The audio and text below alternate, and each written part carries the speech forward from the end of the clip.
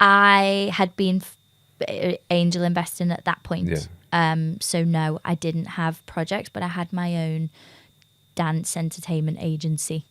So you was travelling and you had a lot on. So you, from doing my own DD, you was Dubai. Dubai. Yeah, so you was Dubai, Egypt, Mm. pretty much travelling the whole of Asia. Mm. Why was it the hardest time? Because I'd had this, like, we'd bought a house together. We were viewing wedding venues. It was very much like we had this plan. We were having kids, you know, all the rest of it. And then when that all went, it was like, shit, what do I do now? I'm on my own. Like, what does Lizzie want, just as an individual? So I think that's the main thing. Is like, I think if you're super set on something, and then that goes, it's a little bit of your identity's gone. Yeah, no, I agree with that. Do you think you find it hard to trust now? Yeah. Again, though, I'm a lot better now. It was 6 years ago. At first, it was awful, yeah. It took me about 2 years before I could properly, like, open up and let somebody in again.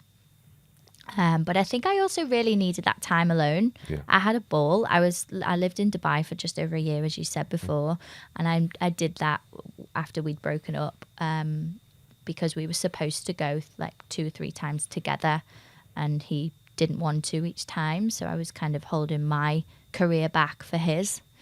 So I had a great time. That was one of the best contracts ever. Don't love Dubai as a place. Probably would never go back. But yeah, had a great time. Who do you trust? My family, my best friends. I have like 3 very, very close friends. And I trust myself. What a great answer that is. Yeah. No one's ever said that they trust themselves. No? No. Yeah, I I like do. that. I trust myself because your gut never lies. And I think whether you make a decision and it's the wrong decision in that moment, it's still the right decision for you in the long term, I believe anyway. Yeah, no, I completely agree. And you have to take responsibility. You're responsible for that. Exactly. And yeah. as long as you know that, then you can obviously deal with it later on down the line. So, obviously, moving on to today, you're presenting on quite a lot of shows, aren't you? So, talk to me about that. Yeah, I do a lot on social media mainly. We just finished filming series 6 of Property Elevator, which is on Property TV, and then they're shown on Sky, and that's always really good fun. And I started out in entertainment, so I was doing more like red carpet work and like live interviewing. I'd like to dabble back into that, but home and lifestyle is kind of where I see the career moving forwards, and traveling, because I am away a lot. That's a big love of mine, whether it's just for a job or whether it's just a holiday. But corporate, I have a lot of corporate clients and a lot of website work, a lot of social media. I do a lot with a channel called Property London, who have a large like YouTube base and broad social media. I think that's where the future is and where the work is, really. And that's all over social media. Social media. Yeah. Okay. Yeah, but working on other people's channels, I don't really have any interest in making my own. Why? It's too intrusive for me. Right. It's just, I've seen people who've done it, and yes, the money is incredible, but for me to just show every part of my life is not for me. Yeah, so I'm in agreement with you there, because there's just, you have to put so much time, money and effort in. Yeah. And I know I'm going to get slammed for this by a certain individual, but if you enjoy what you do and you can make money doing it and travel the world like you already do, then why would you not? I'll say his name. Aaron will absolutely kill me for saying it, but he loves TikTok. He's absolutely rinsing it. He's doing a fantastic job on there. Yeah, he is. But would I do what he's doing? Probably not, because it's not me. Yeah. You look at him and he's doing amazing Yeah. things on there. It's just not my vibe. And I know that you can make some serious money on there, some serious money, but it's just, I don't, unless I know money talks, but I don't know enough about that yet. But again, traveling the world, if you're already getting paid to do it, then why wouldn't you? Yeah, I'm definitely introducing TikTok into what I'm doing. Aaron gave me some really good tips actually a few months back when I saw him at his event. But yeah, he's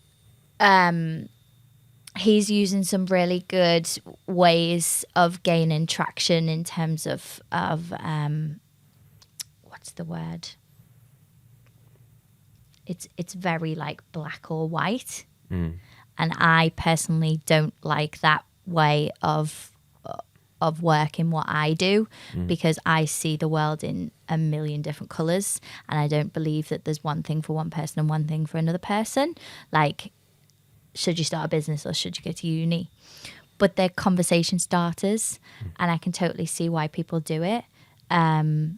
But yeah, it's each to their own. I think as long as you believe in what you're doing and you're genuinely happy and you're not doing it as at a detriment to the people around you and to other people, then go for it. Yeah, and I think the only danger I see, or foresee with people starting out on it, is that it's a quick fix, and people are very quick to change what they do nowadays. You've got Amazon, you've got so many different products, and people can make money from, or say they can make money from, but they're very quick to change how they can potentially make money. I'm going to start property. I'm going to do rent to rent. I'm going to go and, like I say, sell products on Amazon. Yeah. If you stick to something for 12 months, you can actually make a living from it. Yeah. I don't know what your thoughts are on that, especially with today's generation. Yeah, I think that's one of the downfalls of social media, because you see everybody else doing everything. It's like information overload. So you do see Amazon, you see e-commerce, you see rent to rent, you see property, you see stocks, shares, crypto, and it's like, whoa, which one do I do? And it's like, shall I try them all? I had total shiny penny syndrome when I first started in property, but that was because I had no idea what or how to do it. So I did kind of test the water with a few different things until I figured out what I liked. So I think it's good in that sense, that you can trial and error some stuff, but the main important takeaway from my learnings has been you cannot just do something for the monetary perspective of it, because it doesn't work. I'm not motivated just by money. I have to genuinely enjoy what I'm doing and find value in it, and also find value in it for other people. Because if I'm just doing something for money, I fail badly.